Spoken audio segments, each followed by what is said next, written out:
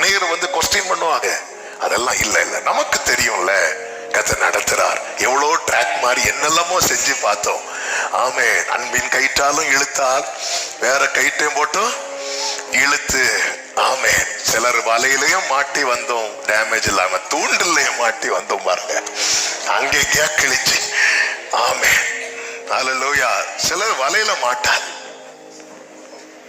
அப்ப தூண்டில் போட்டு. ஒரு வாட்டி இப்படிதான் பேசிட்டு இருக்கும்போது நம்ம சபையில இருந்து ஒரு பிரதர் சொன்னாங்க, பாஸ்டர் நாங்க, அவங்க மீன் பிடிக்கிறோம், அவங்க சொன்னாங்க, பாஸ்டர் தூண்டில் மாட்டி எடுத்துட்டு நாங்க என்ன பண்ணுவோம் தெரியுமா, அதை போட்ல வச்சு அடிச்சு கொல்லுவோம்.